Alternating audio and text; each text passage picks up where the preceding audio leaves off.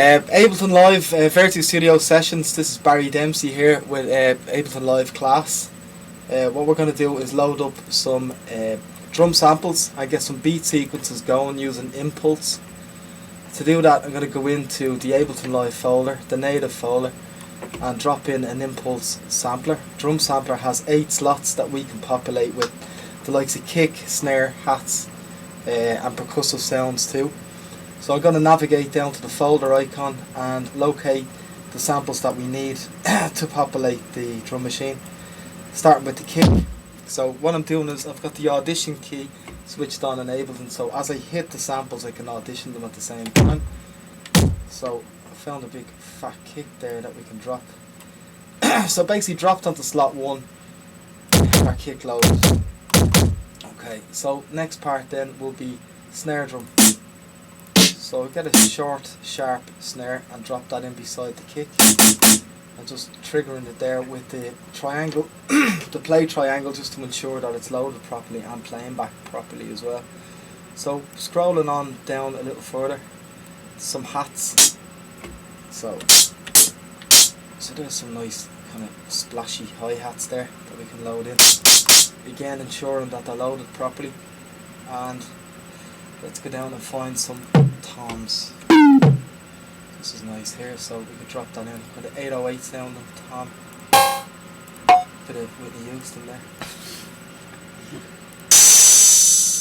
Okay, and a hand clap. So hand clap here. So that should do us for the moment anyway. We have 5 samples there. So kick, snare, hats, tom, and a hand clap as well. Now in order for us to sequence them, put them into a proper drum sequence, what we need to do is double click in an empty cell on the Impulse channel. Once we do that, then we have these kind of lanes, if you like, where we can actually plot MIDI events to play back the audio samples within the Impulse player. And in order to do that, then I can click on the pencil tool, and starting off with a kick drum, I'll just lay down a simple 4/4 kick. So 1, 1, 2, 3, and 1, 4. So this grid view actually tells us more or less where we're going to be plotting these kicks. You can see first bar, second beat, first bar, third beat, first bar, fourth beat, and so on. The next thing to do then would be to ensure that we have the tempo set properly. So I'm going to bring the tempo up here, the master tempo, to 125, and then we can click. So we have now a 4/4 kick drum sequence going on. And in real time live, what we can do is we can start plotting in additional sounds. Okay, so do this any way we want basically. So put in a hand clap. Okay.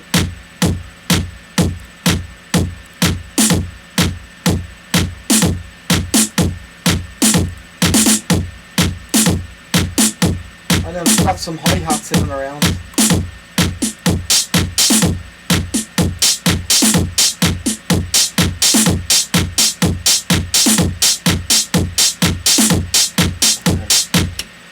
What is often overlooked about the Impulse player is the fact that you can go in and fine tune those samples even further. Like, I mean, a lot of people just take the samples for what they are, where you can actually get in and tweak them a lot more. For instance, if I was to go in with the hats, I could tighten up the hats. I have the option there of solo on those hats as well. Once this is highlighted, it turns yellow. You take the decay back off. Decay is essentially the tail end of the sound, so we can actually tighten up the hats. Let it sound a lot sharper. What we can also have the option of doing is overdriving. You get the crunch,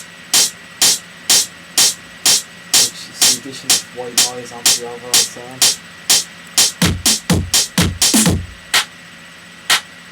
Again, we can do the same. Get more body into the hand clap as well.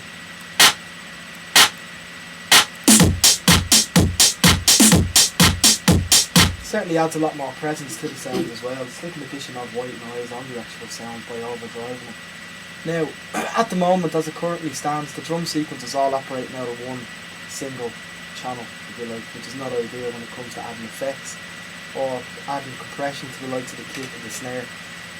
The reason being, if we add a compressor or any type of effect onto that channel, it will affect all the sounds at the moment because they're all going through the one channel.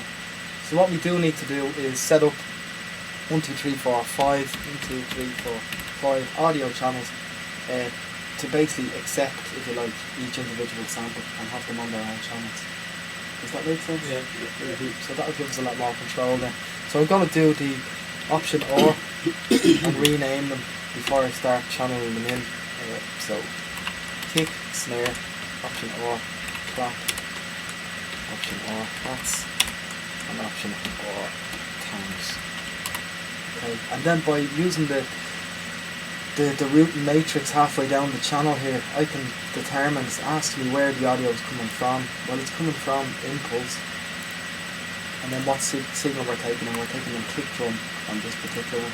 And then monitor in will tell it that we're actually accepting audio from a different channel into this channel.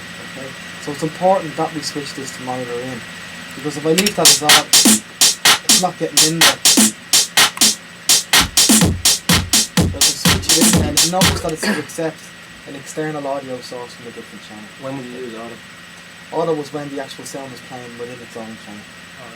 Okay, so for instance, if I was to load a audio channel here and I wanted to play a percussive loop just in its own channel, I could just drag and drop it.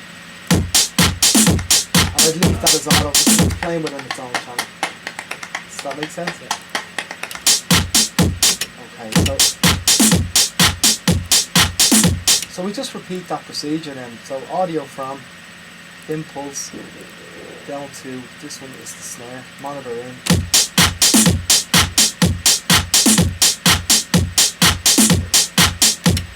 And again for the hand clap is impulse and down to the hand clap, monitor in. And then hats.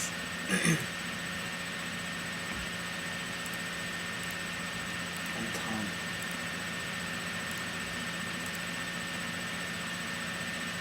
Oh, there we go.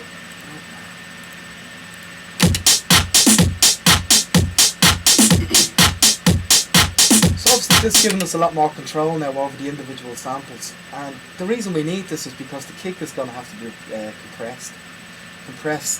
Compression will help the actual kick sit better in the mix overall. When it comes to us layering more and more sounds into this mix, the kick needs to be there and prominent, but not overly so. We always have to be careful that it's not overdriving and going into the red, especially in a digital system, because once it goes into the red, it's virtually unusable, so you have to be careful about that.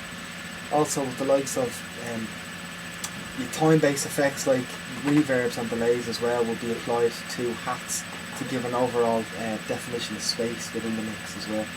That can only be achieved when we have those signals on individual audio tracks and so on.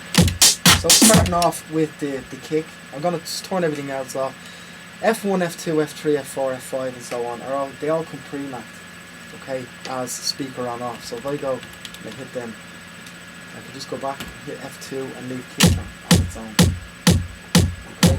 So quickly here, I'm going to again go back into the Ableton folder, and I'm going to grab in a compressor tool, and I'm going to use this compressor now just to catch the overall peak. Just bearing in mind that if I reference the kick as it stands at 0 dB, you can see it's already gone into the red. Okay, and the same with the master there, which basically means that as soon as we start adding newer sounds into the mix, it's just going to go completely off the wall. Okay. So what we need to do is use a tool such as the compressor, which will help us limit what's known as the dynamic of the kick. Okay, and in order to do that, we'll set up the attack, which is how soon the compression kicks in. The release is how soon it lets go again. So we need a really fast setting for the compression for this kick to combat the initial peak of that kick and then let go again. Okay. Now the difference between actually lowering the channel completely down and using the compressor then to combat the peak. Well, if we lower the channel completely down, the whole waveform of the kick is reduced, and that's not needed. All we need to combat is the initial peak of that kick. We have a very fast transient, and then it rolls off into the decay. So that's why we use a compressor here. And if I set it up as to have a fast attack, I'm going to set up the compression ratio. And what I can start doing now is reduce the threshold using that initial key.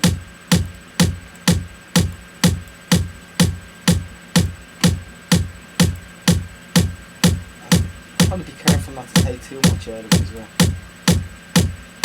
So now we have a nice steady kick.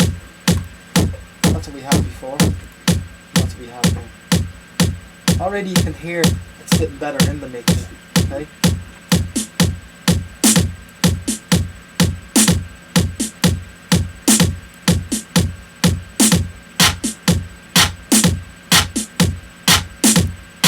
So again, I'm going to use some compression on the hand clap. It's a fast transient sound, so it means the fast attack will suffice again.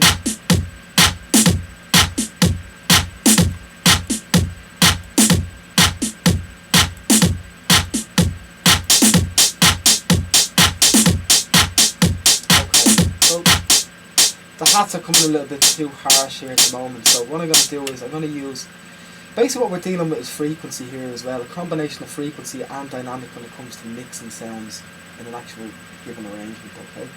So what we need to do is shave off the frequencies that we don't need.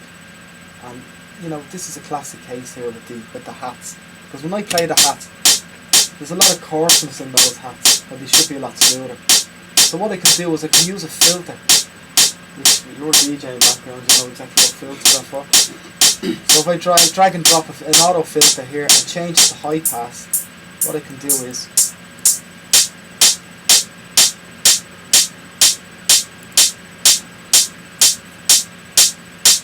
just let the high frequency element through. I know it sounds like something like this compared to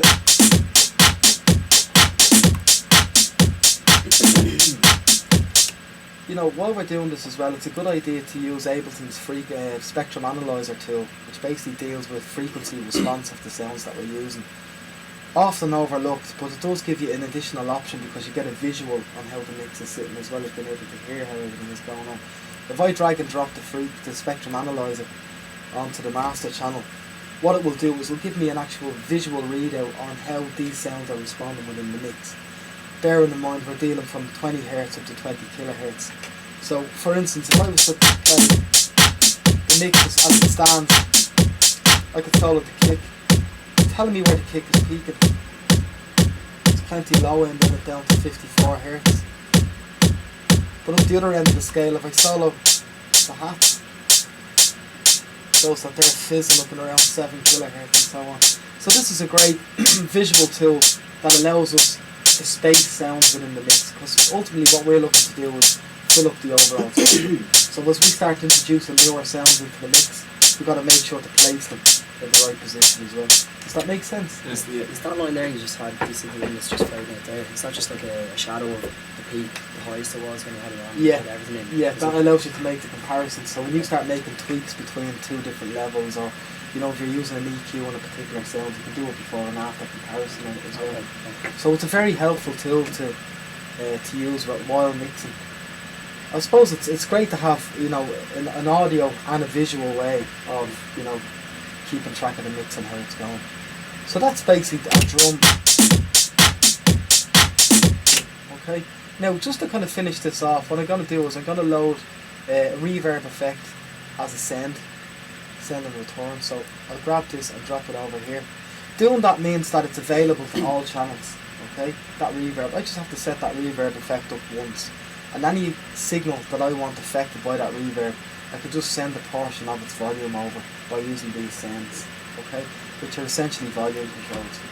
Okay, so looking at the reverb here, it has its own little filter section here as well. You know, it's called input processing, but basically deals with what part, you know, or what band of frequencies do you want affected by this reverb. Do you want the low end affected or the high end? Well, in this case I'm going to use it on the hats just to get them fizzing that bit better. Add a bit of reverb to help us place them back in the mix and so on. And we already know the hi-hats are high frequency sounds, yeah? So I'm going to cut out the low reflections and just reflect the high. So basically we'll have, okay, now it's in send return A. So if I push this volume up,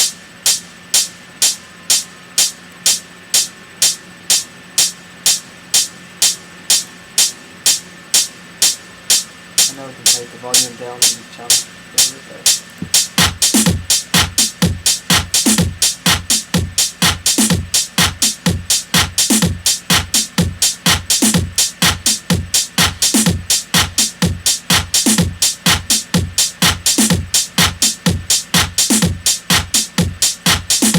So we have a nice mixture of sounds now. We haven't done a huge amount of processing to them, but we can, what's important at this stage is the separation between sounds as well. Everybody happy with that so far? Yeah.